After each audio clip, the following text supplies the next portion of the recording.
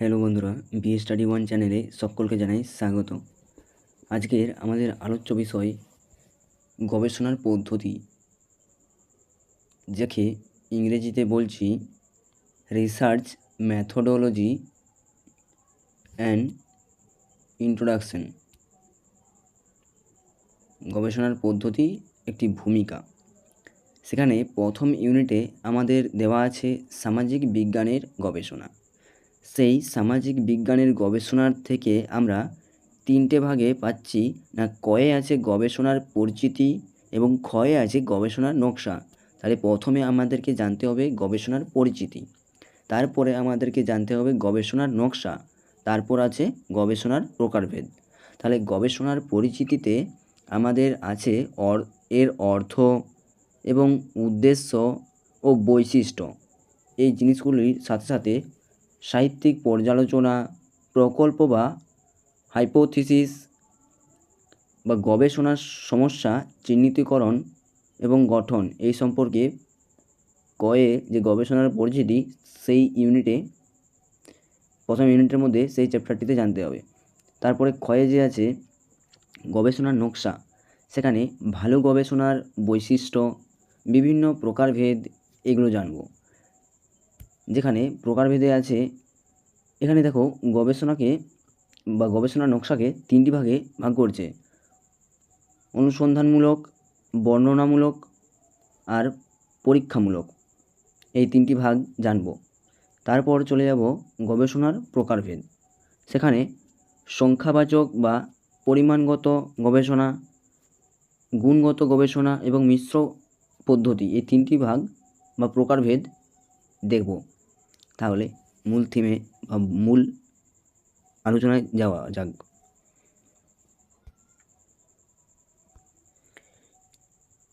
First ইউনিটের এ বা ক, যেখানে গবেষণার পরিচিতি আছে, সেই গবেষণার পরিচিতি সম্পর্কে জানব। তাহলে প্রথমে বলছে এর অর্থ কী, না গবেষণার বিস্তৃত অর্থ ও প্রকৃতি। গবেষণা বা রিসার্চ শব্দটি কেবল তথ্য জোগাড় করার নাম নয়। সামাজিক বিজ্ঞানে গবেষণা হলো একটি সাধারণত ধারাবাহিক, সুশৃঙ্খল এবং বিজ্ঞানভিত্তিক অনুসন্ধান প্রক্রিয়া।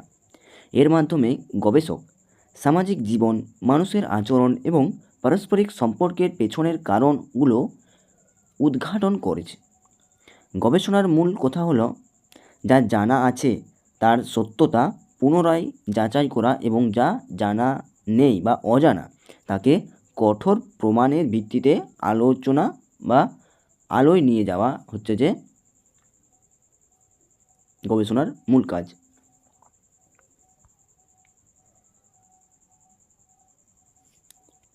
এরপর গবেষকের সুনিশ্চিত উদ্দেশ্য, বা এখানে যে উদ্দেশ্য বলেছে সেই উদ্দেশ্যটা জানব। তাহলে সামাজিক বিজ্ঞান গবেষণার পেছনে সাধারণত চারটি বড় উদ্দেশ্যর কাজ করেছে। তাহলে সামাজিক বিজ্ঞান গবেষণার পিছনে প্রধানত চারটি বড় উদ্দেশ্য কাজ করেছে। যে উদ্দেশ্যগুলি আমরা প্রথমত জানব যে অজানাকে জানা। তাহলে অর্থাৎ সমাজের কোনো অচেনা ঘটনাকে বিজ্ঞানসম্মত উপায়ে সবার সামনে জানাই বা আনাকেই আমরা অজানাকে জানা বলি। দ্বিতীয়ত ঘটনার কার্যকরণ। তাহলে ঘটনার কার্যকরণ সম্পর্ক নির্ণয়। সমাজে কোনো ঘটনা, এমনকি কি বলছে না সমাজে কোনো ঘটনা এমন কি ঘটে না, তার পিছনে নিশ্চয়ই কোনো কারণ থাকে। সেই কারণ এবং ফলাফল খুঁজে বের করাই গবেষকের কাজ বা গবেষণা কাজ। তৃতীয়ত তত্ত্ব বা থিওরি গঠন। তাহলে মাঠ পর্যায়ের সংগৃহীত তথ্যের উপর ভিত্তি করে নতুন সামাজিক নিয়মাবলী তৈরি হয় বা তৈরি করা হয়। চতুর্থত কি বলছে, ভবিষ্যৎবাণী বা পূর্বাভাস। মানে যেমন গ্রীষ্মকালে যে কালবৈশাখী ঝড় আসে বা বিভিন্ন রকমের নিম্নচাপ হয়, তখন কি একটা পূর্বাভাস দেওয়া হয় যে আজ এই টাইমের মধ্যে ঝড় আসবে বা জল আসবে, সেরকমই এটা একটা পূর্বাভাস। কি বলছে, বর্তমানে মানুষের আচরণ পর্যবেক্ষণ করে ভবিষ্যৎ সমাজ ব্যবস্থার রূপরেখা কেমন হতে পারে তার ধারণা দেওয়া হয়েছে। এই যে বললাম, তার সাথে মিল আছে। এরপর কি বলেছে না, বৈশিষ্ট্য। তাহলে প্রথম পয়েন্টারই যে কয়ে আছে গবেষণার পরিচিত, সেখানে আমরা অর্থ জানলাম, উদ্দেশ্য জানলাম, এরপর জানবো বৈশিষ্ট্য। তাহলে বৈশিষ্ট্যতে কি বলছে না, একটি মানসম্পন্ন গবেষণার পেছনে বেশ কিছু কড়া বৈশিষ্ট্য বা শর্ত বজায় রাখতে হয়। যেমন বস্তুনিষ্ঠতা।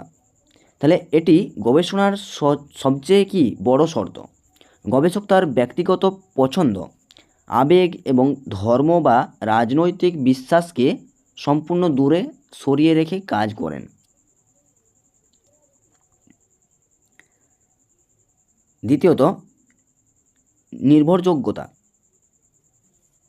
এর অর্থ হলো স্থায়িত্ব, অর্থাৎ কাজকে এই পদ্ধতিতে গবেষণা করে যে ফল পাওয়া গেল,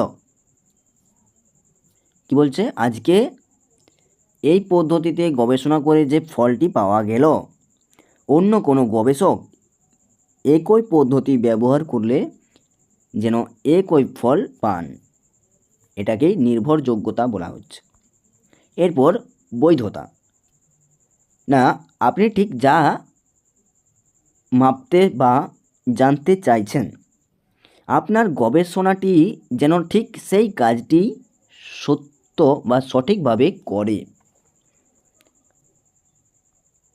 চতুর্থত, পদ্ধতিগত ধারাবাহিকতা। গবেষণা কখনোই এলোমেলোভাবে হয় না, এটি নির্দিষ্ট কিছু বৈজ্ঞানিক ছাপ বা সিঁড়ি মেনে পর্যালোচনা করে এগিয়ে থাকে। এরপর আমরা কি জানব, সাহিত্য পর্যালোচনা।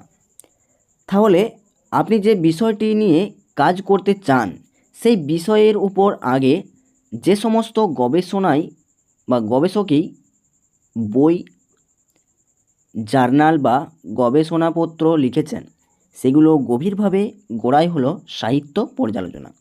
তাহলে কি বলছে না, আপনি যে বিষয়টি নিয়ে কাজ করতে চান, সেই বিষয়ের উপর আগে একটি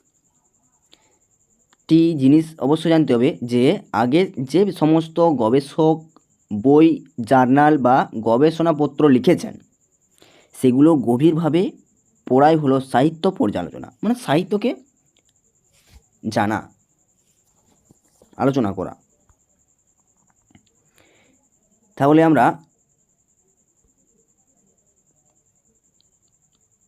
সাহিত্য পর্যালোচনার এখানে কিছু ট্রিপস জানবো, যে এটি গবেষককে পুরনো কাগজের সীমাবদ্ধতাগুলো স্পষ্টভাবে বুঝতে সাহায্য করে এবং গবেষণার আসল ফাঁক বা শূন্যস্থান চিহ্নিত করতে এটি অপরিহার্য, এবং এটি একই কাজের পুনরাবৃত্তি বা নকল করা থেকে গবেষককে বাঁচায় এবং গবেষণার জন্য একটি মজবুত তাত্ত্বিক ভিত্তি তৈরি করে দেয়। প্রকল্প বা হাইপোথিসিস। গবেষণার পরিচিতির একটি পয়েন্ট প্রকল্প বা হাইপোথিসিস। তাহলে হাইপোথিসিস বলতে কি না, এটি হলো গবেষণার শুরুতে নেওয়া একটি অস্থায়ী বা আনুমানিক সিদ্ধান্ত। গবেষক যখন কোনো সমস্যার সমাধান নিশ্চিতভাবে জানেন না, তখন তিনি তথ্যের উপর ভিত্তি করে একটি সম্ভাব্য উত্তর ধরে নেন। যেমন আমরা বলতেই পারি যে বেকারত্ব বাড়লে যুব সমাজের মধ্যে অপরাধের প্রবণতাও কি বেড়ে চলে। হাইপোথিসিস সবসময় অত্যন্ত স্পষ্ট ও নির্দিষ্ট হতে হবে, এবং এটি এমন হতে হবে যেন মাঠ পর্যালোচনার ক্ষেত্রে বাস্তব তথ্য বা পরিসংখ্যান দিয়ে এটিকে প্রমাণ বা অপমান করা সম্ভব হয়। ও এটি পুরো গবেষককে হাতড়ানো জিনিস আর কি, সে হাতড়ানো থেকে বাঁচিয়ে একটি নির্দিষ্ট লক্ষ্যে এগিয়ে নিয়ে যায়। এরপর আছে গবেষণার সমস্যা। তাহলে সমস্যা চিহ্নিতকরণ ও গঠন, এটাকে একসাথেই আমরা বলছি। পুরো গবেষণার প্রক্রিয়ার সবচেয়ে কঠিন এবং গুরুত্বপূর্ণ প্রথম ধাপ হলো এটি। তাহলে একটি জাহাজ যেমন তার গন্তব্য ছাড়া সাগরে ভাসতে পারে না, তেমনি সুনির্দিষ্ট প্রশ্ন ছাড়া গবেষণা শুরু হতে পারে না। তাহলে আমরা আবার বলছি যে একটি জাহাজ যেমন তার গন্তব্য ছাড়া সাগরে ভাসতে পারে না, তেমনি সুনির্দিষ্ট প্রশ্ন ছাড়া গবেষক গবেষণা শুরুতে পারে না।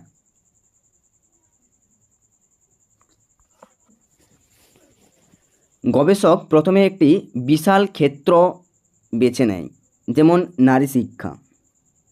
তারপর সেটিকে ছোট্ট ও সুনির্দিষ্ট করে একটি বাস্তব সমস্যায় রূপ দেয়। যেমন বাঁকুড়া জেলার গ্রামীণ এলাকায় নারী শিক্ষার প্রধান বাধাগুলো হলো কী কী, সেরকমই। এবং সমস্যাটি অবশ্যই নতুন হতে হবে এবং গবেষকের নির্দিষ্ট সময় ও বাজেটের মধ্যে তা সমাধানযোগ্য হতে হবে। তাহলে প্রথমে যে গবেষণার পরিচিত সেটা আমাদের ক্লিয়ার।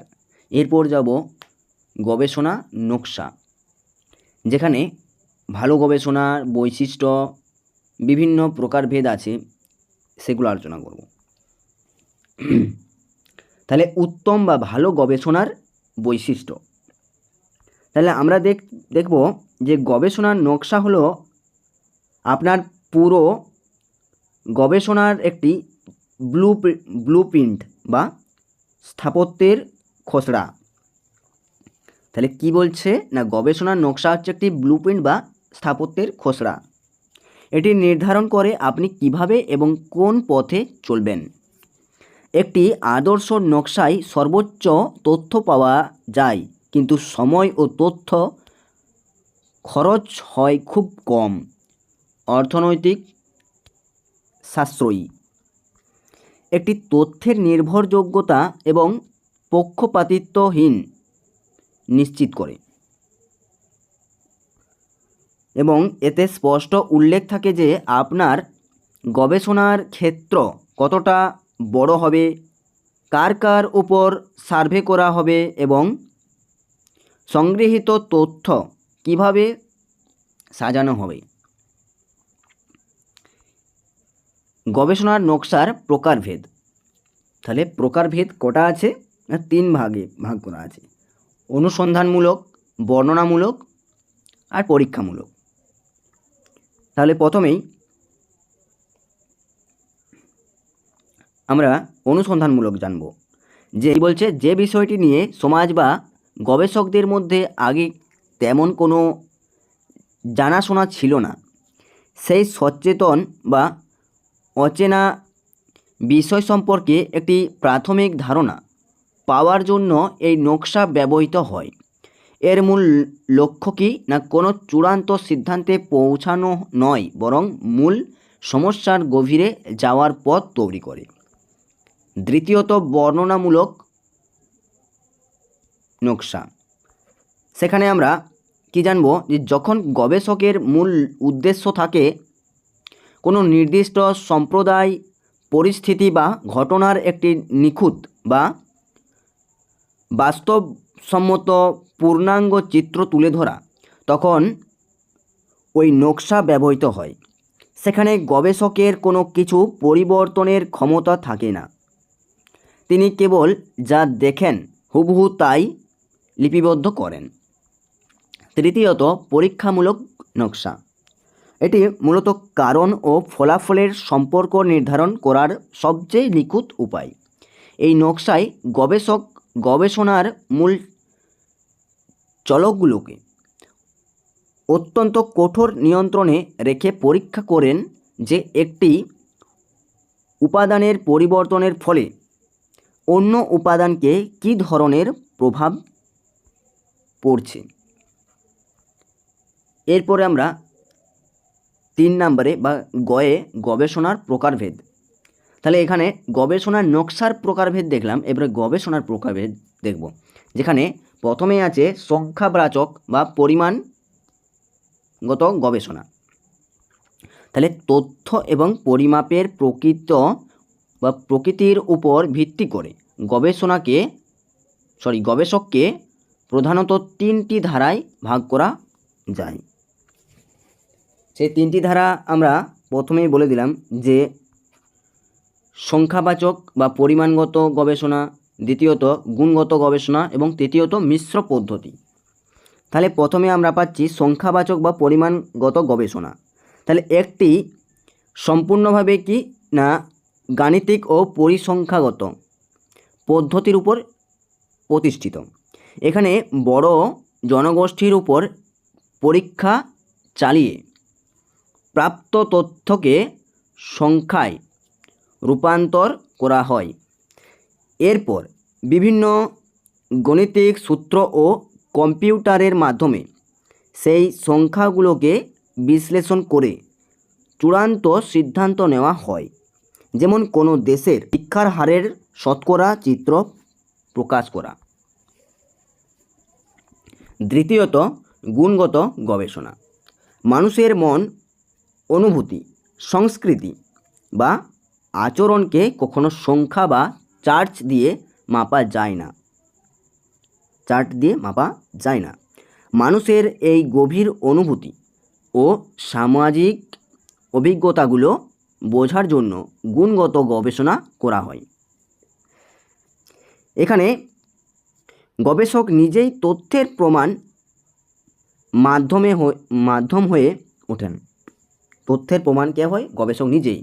তিনি মানুষের সাথে দীর্ঘ সময় ধরে গভীর সাক্ষাৎকার নেন এবং তাদের জীবনযাপন নিবিড়ভাবে পর্যবেক্ষণ করে একটি লিখিত বিবরণ তৈরি করে। তৃতীয়ত মিশ্র পদ্ধতি। এটি আধুনিক গবেষণার সবচেয়ে সফল এবং নির্ভরযোগ্য প্রয়োগ। যখন কোনো জটিল সামাজিক সমস্যাকে কেবল সংখ্যা দিয়ে বা কেবল মানুষের মুখের কথা দিয়ে সম্পূর্ণ বোঝা যায় না, তখন গবেষক একই সাথে দুটি পদ্ধতি ব্যবহার করেন। অর্থাৎ তিনি বড় অংশের উপর সার্ভেও করেন এবং কিছু নির্দিষ্ট মানুষের গভীর সাক্ষাৎকারও নেন, এবং এর ফলে গবেষণার ভুল ত্রুটিগুলো সম্পূর্ণ দূর হয়ে যায়। সকলকে অনেক অনেক ধন্যবাদ আমার এই পুরো বক্তব্যটি বা এই পুরো প্রথম ইউনিটটি শোনার জন্য। এরপর দ্বিতীয় ইউনিটের একটি পুরো লেকচার তুলে আনবো। থ্যাংক ইউ সকলকে। এবং প্রতিটা